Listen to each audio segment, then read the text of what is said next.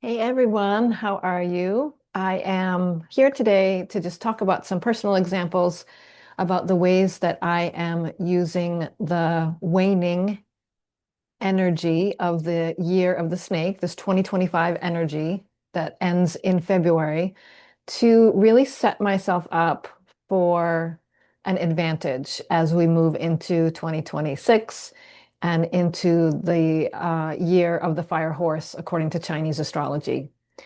So, two things. If you don't know me, I'm Kerri Miller. I'm a Feng Shui and energy clearing practitioner, and I really truly believe that you can harness the energies around you to support you and create ease and success and easy manifestation in your life using tools like Feng Shui. And it's really a passion of mine to introduce people to the topic of Feng Shui and show them how to use it and how to be aware of how the energies in their environment are either working with them or working against them in their life and in their business and in the success and wealth and health that they want to accumulate at this moment in time. So that's number one. Thank you for being here. If you enjoy what you're watching today, I would really appreciate a like or a share. I am working on growing my channel this year. Excuse me, I'm just going to turn my heater a little bit. And if you subscribe, I've got some really great topics planned for the coming weeks, and I would love to share those with you. So subscribe, and you'll know that when those pop up, when they are ready. I'm usually making a video, well, about one video a week right now, and it's all great information, especially over the coming weeks about how to harness the energies of the coming year. So thank you for watching and listening and liking and sharing. The other thing that I want to say is that I'm actually offering a workshop on a topic related to this. It's my 2026 energy forecast workshop. We're looking at the difference between the current energies of this year of the wood snake and what we move into in 2026, which will be the year of the fire horse, how to use the energies right now to set yourself up for real success in 2026. There is a huge amount of potential and momentum that is incoming in the predicted energies of the year. And if you are prepared for them and you know how to harness them, you'll be able to benefit from them. If you're unprepared, you might miss the horse. It might run right by you and you'll miss the opportunities that are there. Or you might just have a really bumpy ride along the way and sort of let the horse take you where it wants to go rather than knowing how to lead the horse and direct it to support you in the coming year. What else do I want to say about that? So I will share a link in the description about how to sign up for that workshop. It does not take place on this YouTube platform. You'll get a Zoom link and information about how to show up for that call when it comes. It's on December 10th, so it's tomorrow at 6:30 p.m. Eastern Standard Time. And I would love to have you join in if you're interested in understanding the incoming energies and how to harness them for your benefit. 2026 is really an amazing year for the potential for being seen the way you want to be seen, being visible, being acknowledged and appreciated, and for manifesting things that you may have been really working on trying to manifest for a long time, but the energies are kind of going to click into place to really create the forward momentum and the visibility and the connections that you need to bring those things to life. So it's a really great time to know what's coming up and to work on that so that you can be prepared and really use the energies to your advantage rather than swimming against them for all of 2026. And in that light, I just want to talk about how I'm using the remaining weeks of the year of the wood snake to benefit and get myself set up for that incoming energy of the year of the horse.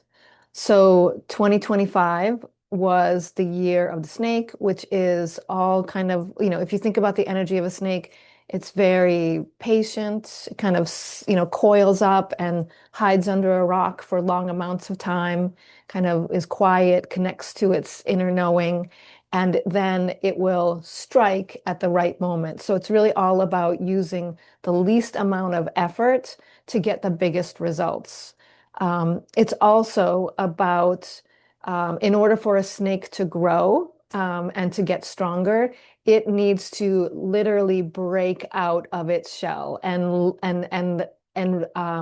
release a layer of itself and be in a very vulnerable new skin state for a little while. So it's an uncomfortable year because there's a lot of breaking open and releasing and letting go of things that no longer fit you.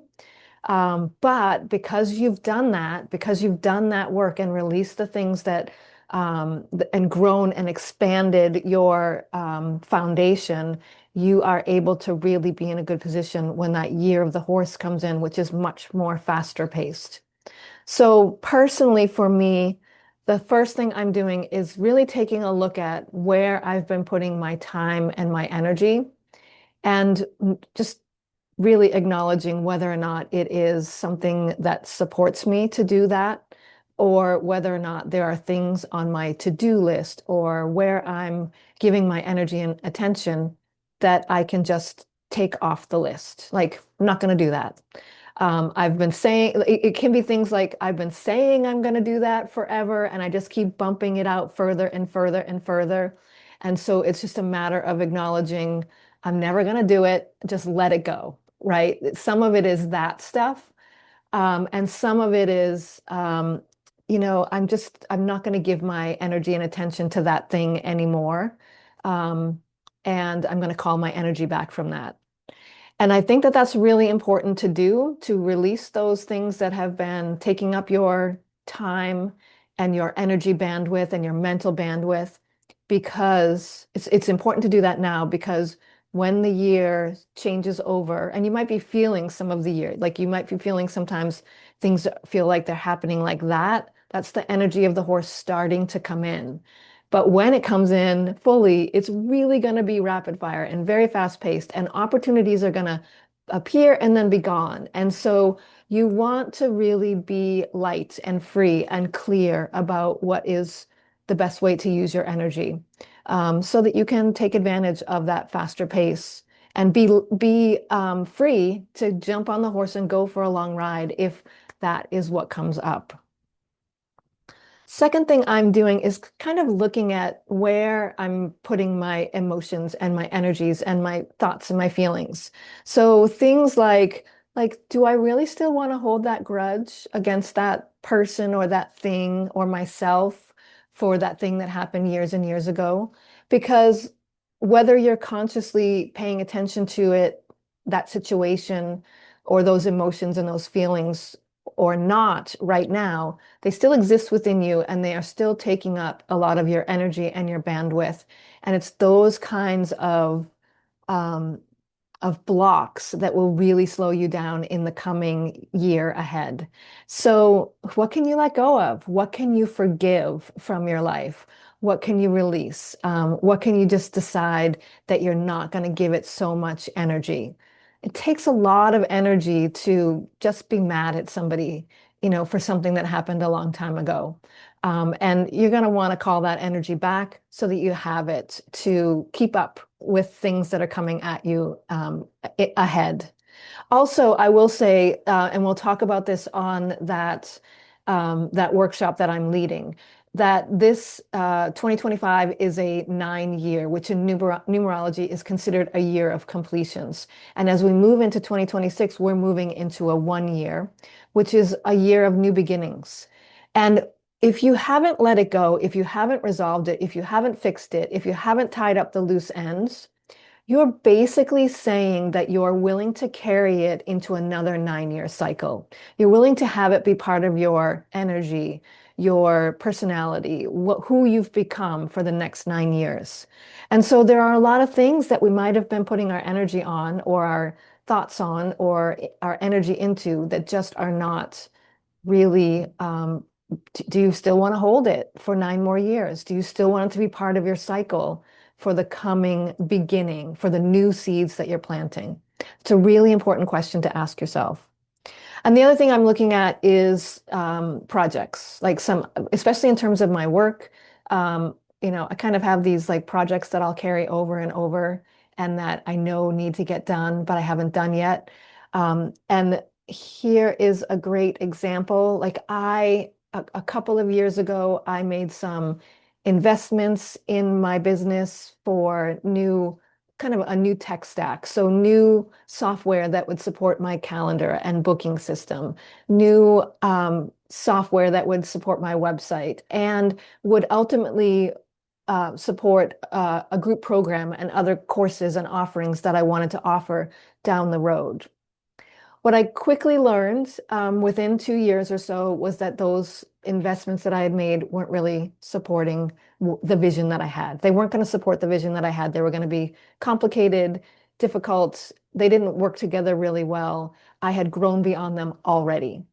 And so I've kind of known that. And I especially knew that sort of towards the end of 2024 and thought 2025 is the year I'm going to figure out what the next level of tech support is for my business. But in true snake energy, I just literally sat there kind of coiled up, hiding under the rock and thinking about, I really need this to support the next level of my business, but I'm afraid to make the decision. I'm afraid to invest in something again that's not going to support me. I'm really like not sure. And so using that snake energy, just kind of staying coiled up and thinking about it. And every once in a while, I would kind of slither out from under the rock and I would do a little bit of research on what would work and what would support me. And then I would get overwhelmed and I'd sneak back into my rock and coil up for a little bit longer. That was kind of that snake energy. And just like, even though I knew I really needed to make this decision and make this investment, I really took my time with it. And lo and behold, like a snake, when they strike, they can really strike quickly and go in for the kill and make a really powerful move that has, using not so much effort, but getting a big result from it. In early November, I saw something on the internet. I followed it down the rabbit hole. I decided it was the right thing, and I made the choice. I made the decision. So now I have checked that off of my list for 2025 and given myself the level of support that I need to support my business moving into this fast, very visible place for 2026.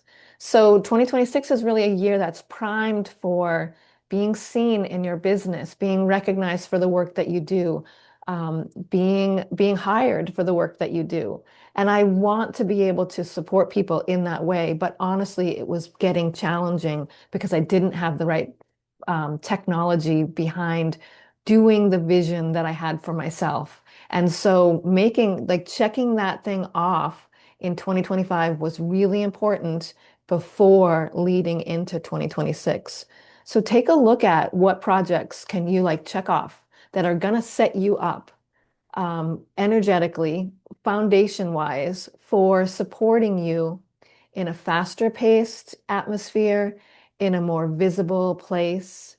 If in terms of business, if your business were to take off and you were to have 100 clients in front of you that were all waiting for you to work with them, do you have what you need in place to support all of them without really, burning your business down or burning yourself out in the process? The year of the horse, again, very rapid, fast-paced. It's all about visibility. It's all about momentum. But if you are not prepared for it, you can burn out really quickly. You can, get led in the wrong direction because you're not clear about where you're going.